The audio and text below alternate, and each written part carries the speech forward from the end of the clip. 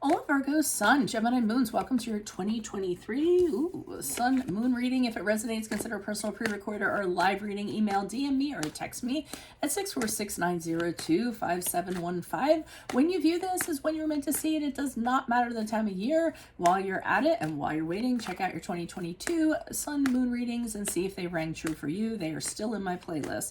First portion of this reading, I'll go over the traits of your Sun Moon combination, lay out the main cards. We'll take a quick look at your 2023. The second portion will be the Vimeo link below, where I will have a deeper interpretation of the cards with clarifiers in addition to a card of advice for 2023. So Virgo Sun, Gemini Moons, although your curious, intelligent mind works hard and does extremely well with experimenting, researching, and discovering, you are modest and rarely accept acknowledgments for your hard work.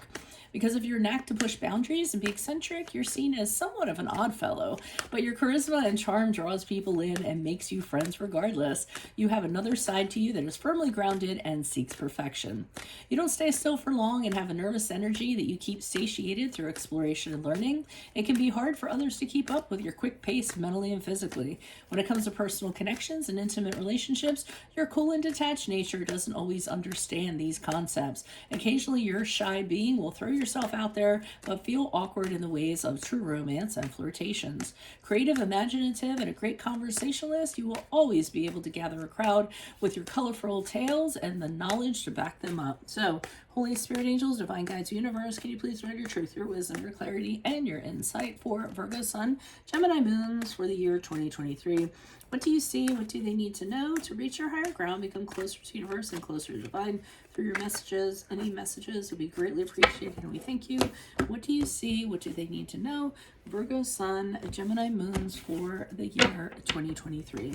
Can you please show me January, February, March, January, February, March for Virgo Sun, Gemini Moons. January, February, March, you have the Knight of Cups in the upright. Make sure to look me up on Facebook, Instagram. Like, share, subscribe, or donate. And any of the links below in support of my efforts. Always greatly appreciated. For April, May, June, we have the Seven of Swords in the reverse. What do you see for July, August, September? July, August, September, we have the Two of Cups in the upright. And what do you see for October, November, December? The Four of Cups in the upright. Wow, it's up and down, it's all around. For those of you that are looking at this is probably a romantic or love reading. Romantic love reading, right? That's kind of what I'm getting. I mean, I can't deny some of these cards. We have a bunch of cups in the upright, and two of the cups are typically about romance, connecting with somebody. So, but I almost feel like there's two different relationships for you in 2023. We start off the year with this Knight of Cups in the upright coming at you. Yeah, this guy is all about, or female, is all about this big romantic over-the-top proposal, super flowery, taking you on a picnic, kind of making this emotional connection with you. I mean, sparks are flying. Sweeping you off your feet, yada, yada, yada. I mean, it's the White Knight, it's the Romeo on the horse, or the Juliet on the horse, whatever your preference is. Thing about the Knight of Cups, not really a long-term type of person. He's kind of around for the really romantic time, over the top, in love with being in love, and then, isn't one to stick around. Usually will move on to somebody else. But take it for what it's worth. I mean, the Knight of Cups to me isn't necessarily a bad experience. It's a good experience to have. Just know and accept that it's not going to be for the long haul. Seven of Swords comes into play in April, May, June. The sense I'm getting from that is that this person back here who you connected with kind of exposes themselves for who they are. So you kind of realize, hey, this person is not for the long term. This person and I do not have the same kind of goals in mind, the same kind of ideals. You aren't on the same page. So I feel as though in April, May, June, you release them. You just kind of say, oh, there's nothing here. I'm not looking for something short term. I want something a little more long lasting. I'm glad that, I realized this. I'm glad that this was revealed to me, or they revealed this to me, and then you kind of give up on whatever that connection is. In July, August, September, you connect with somebody else. So the Two of Cups in the upright, I feel that this is actually could be your person. So, or a person, somebody you connect with really eye to eye. This person totally gets you, understands you, knows where you're coming from. The possibility of a deep commitment is definitely there. The possibility of a very secure partnership and harmony is definitely there. So you will connect with somebody, I feel, in the love department in July, August, and September.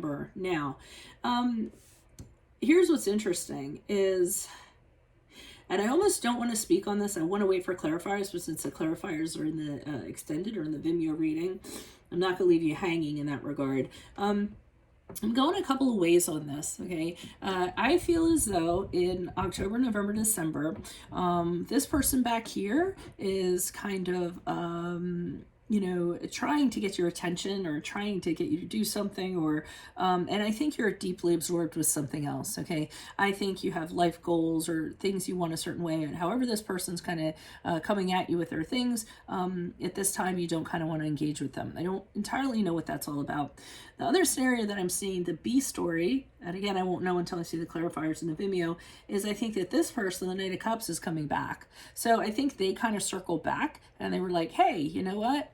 Virgo Sun, Gemini Moon, that was really working for me. I kind of like that person. Let me come back around and see what they're up to and see if they want to reconnect. And I feel as though, because you're in a connection with this Two of Cups, you really aren't interested in anything they have to offer, or that they're kind of extending to you because it's short term and they're not wanting to stick around, and you know that they're just they're Mr. and Mrs. Right, but not Mr. and Mrs. Right now. So that's what I'm kind of seeing for 2023, a couple relationships or personal connections that are coming in. If this does resonate, of course, consider a personal pre-recorded or live reading. Just email, DM me, or text me 646-902-5715. Otherwise, make sure you click on the Vimeo link below, where I'll be pulling these clarifiers on those cards for a deeper interpretation, in addition to a card of advice for 2023.